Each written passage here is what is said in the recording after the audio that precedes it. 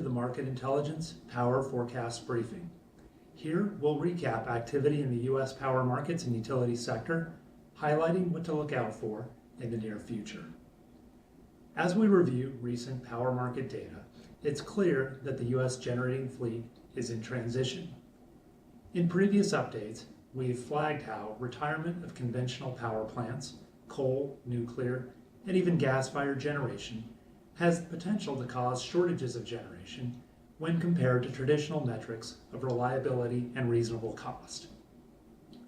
This problem has become compounded because where in the past traditional power plants would be replaced by newer, more modern versions of the same plants, today utilities and private developers increasingly substitute solar and wind generation for the exiting power plants. While green electricity has many desirable qualities, it is an imperfect substitute for legacy generation. This sets up a rough transition over the next 5 years in markets where green electricity is expected to expand rapidly. In today's briefing, we'll consider 3 regions of the U.S. that are experiencing rapid transition from conventional to renewable forms of power production, and we'll go over the challenges each of these regions may face. First, we have the Electric Reliability Council of Texas, or ERCOT. ERCOT saw over 5 gigawatts of coal-fired generation leave the market in 2017 and 2018. And it also has a high demand growth rate, especially as the E&P sector has expanded, roughly 2% per year. Most of the generation developed since 2018 is wind and solar.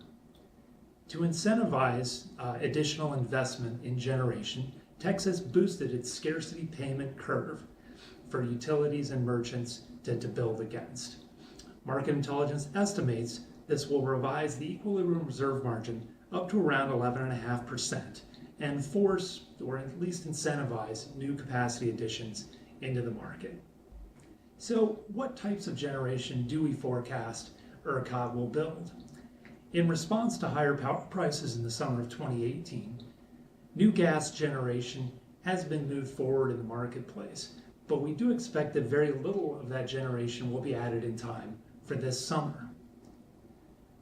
Green energy, on the other hand, has moved forward rapidly and is expected to contribute substantially, almost 40% of the peak contribution needs of the ERCOT market by 2021.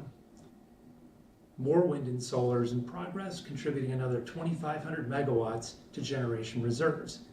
But we do expect that about 6,000 megawatts of peak contribution will be needed to keep pace with demand growth, and that about 2,500 megawatts of that will come from gas generation, while about 2,500 megawatts will come from renewable generation.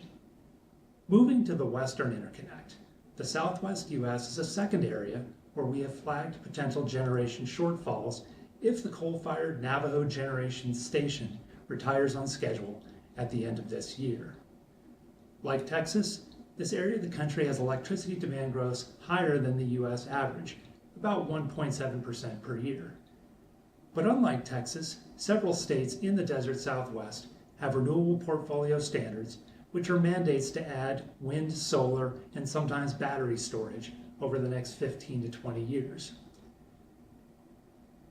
Against a regional reserve target of 13.6%, the chart shown flags that nearly 2,100 megawatts in new capacity will be needed after Navajo retires.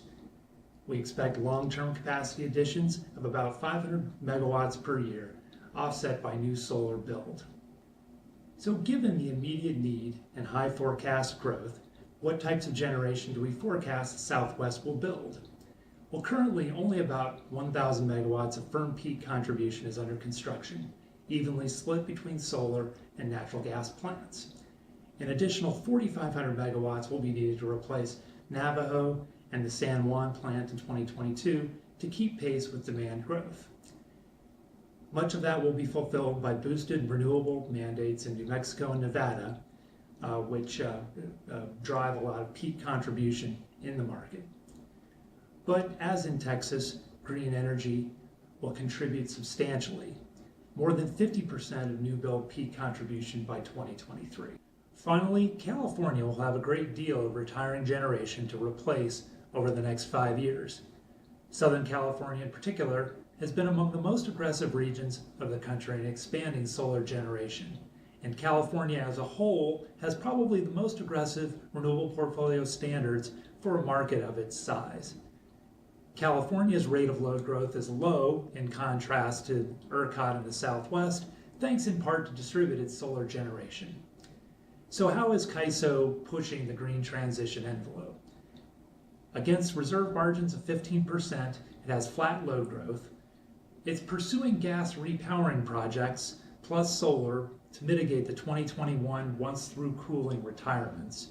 And it has added a 1,300 megawatt mandate for battery storage. To help deal with the effects of the solar duck curve, California has expanded battery storage at existing facilities, which we expect will contribute an additional 970 megawatts of peak capacity by 2021. But as this chart shows, the region will rely heavily on expansion of green energy, both to meet renewable mandates and provide reserves. In conclusion, if there are headwinds in the transition to green energy, we're most likely to see them first in Texas, the Southwest, and in California. If, on the other hand, these regions of the country manage the transition with relatively few problems, it will likely accelerate the transition to green energy nationwide. Thank you again for joining us, and tune in later for the next Power Forecast briefing.